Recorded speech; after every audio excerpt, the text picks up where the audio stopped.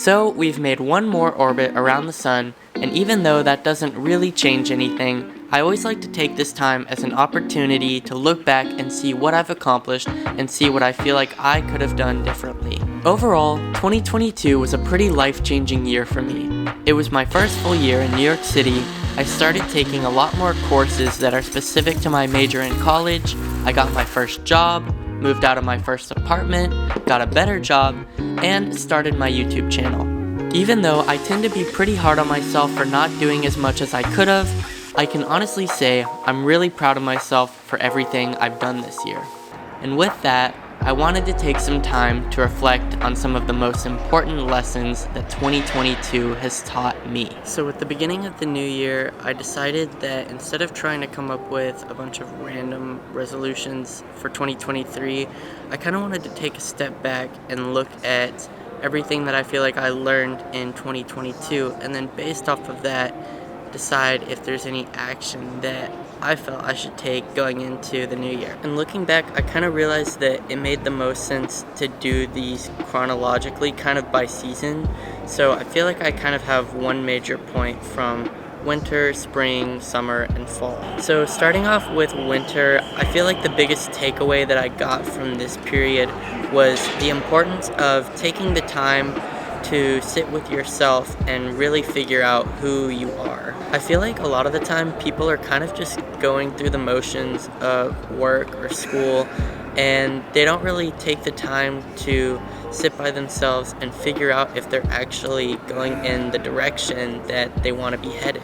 It's kind of like that scenario where there's two people who are lost in a jungle, and one is just so busy hacking away at all the brush, and it's only when the other person climbs up a tree and realizes that civilization is in the other direction do they realize that they've been going the wrong way the whole time. And so I feel like when we're constantly surrounded by others, we don't actually have the time to step back and think about what we really want for ourselves, because we're kind of just letting the thoughts of other people and just the outside world in general take up all of the real estate in our mind. But we really have to be deliberate about taking time for ourselves to decide what we really want. In spring, I feel like the main thing that I came to understand was that there are some not so obvious benefits to working out that I just hadn't really considered before. I would say that for the majority of my spring semester, I would just wake up and go directly to the gym for like an hour or two. And this continued on for a couple of months, and of course you start to feel better physically, like just when you're sitting in class or walking around. Overall, I feel like you just feel physically better. But the second and less obvious benefit that I think working out had for me was that it really reduced a lot of day-to-day anxiety that I found myself with. And I wouldn't even really consider myself to be a very anxious person, but I kind of think that we're all built to have some base level anxiety carried around with us all day. And I feel like when you work out or you do some sort of physical movement, it kind of tells our brains that we can relax and we don't have to worry so much. And the funny thing about this is that I didn't even really notice it until I stopped working out so frequently. It was only at that point did I realize that I was kind of just carrying around a higher base level of anxiety around with me. And it wasn't like it was because of something stressful that was going on. It was kind of just like day to day I felt more anxious or more stressed. And then once summer came around, I found myself really pressed to find a job. And the main reason for this was that for the past year, I had been living in an apartment, and part of the agreement that I made with that apartment was that I would be staying there for a year, which meant that I was going to be staying there throughout my summer break. So I needed to find some way to be able to support myself financially while I was there for those 3 months when I didn't have school. So originally my plan was to get some sort of internship, ideally something finance related, since that's what I'm majoring in college. But if I'm being honest, I kind of slacked on recruitment season and I didn't apply to as many jobs as I should have. And so that ended up forcing me to have to look for just regular jobs all through the city. And one thing that I didn't realize about this was just how hard it is to get any sort of job at all. It took me what I thought was gonna only be a few days, ended up taking me, I want to say, 3 weeks just to find my first job. And it wasn't like I was being lazy about it either. I think by the time I actually got this first job, I had applied to about 50 just regular jobs, not even internships. And the job that I did end up getting was at a retail store up in Harlem, and it only paid minimum wage. I feel like the main thing that I learned from this job was the value of money, and it also really taught me that there are so many people out in the world who have to work super hard for not great pay.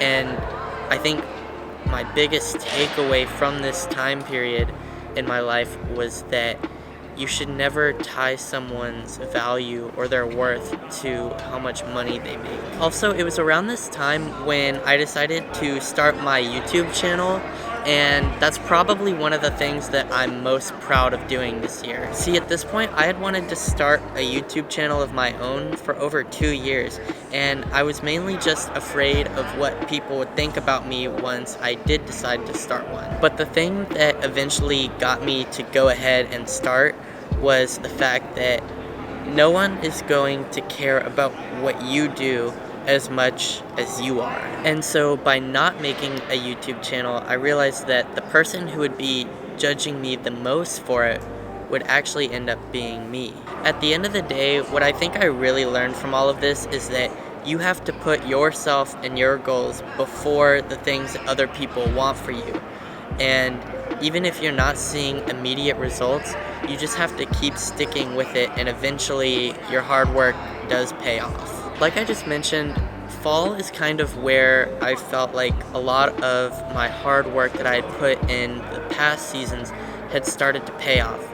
I had just gotten a new finance internship at a fashion company, which was a huge step up from the job that I had before that, and my YouTube channel kind of started to take off a bit with my apartment tour video. And while all of this was great, this was actually one of the times where I felt the most stressed. It was around this time when I felt myself overthinking a lot about school, my future career path, and also this YouTube channel. On top of all of that, I felt like my time was stretched so thin that I really didn't have enough time to process all of the things that were going on. Looking back, I think the main reason I felt this way was because I just wasn't very intentional with how I was spending my time. Anytime that I had some free time, I feel like I basically was always either going to social media or I would just go hang out with my friends for hours without really getting anything done. And so as I've gotten older, I've realized that there's a lot more responsibility that I've had to place on myself. And so if I want to be able to get everything done that I want to do, I have to be very intentional about how I'm spending my time, which means that I have to cut out certain things that I feel like aren't bringing that much value. While I still think there's a place for social media, and I definitely don't plan on cutting my friends off, I think the main takeaway that I've gotten from this period is that if you don't decide how you're going to be spending your time, then it will be decided for you, and you're not going to get nearly as much done as you could have. And so with everything that I've learned from 2022, there's really just one main resolution that I want to make for 2023.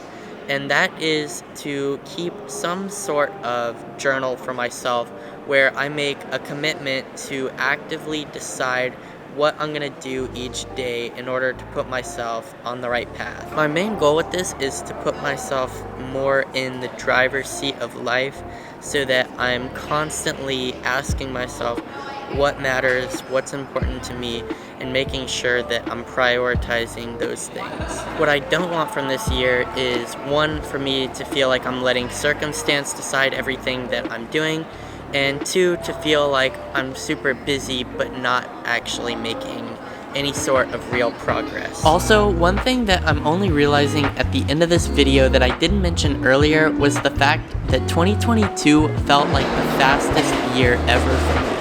It's only when I look back at everything that happened am I only sort of able to believe that another whole year has gone by. As life starts to move at a pace that only gets faster and faster over time, I'm realizing how important it is for us to try and appreciate all of the small moments that, when added up, make our entire lives. On top of that, I think there's so much value in documenting our lives in some sort of way, whether it's through videos, some sort of journal, or really whatever suits you.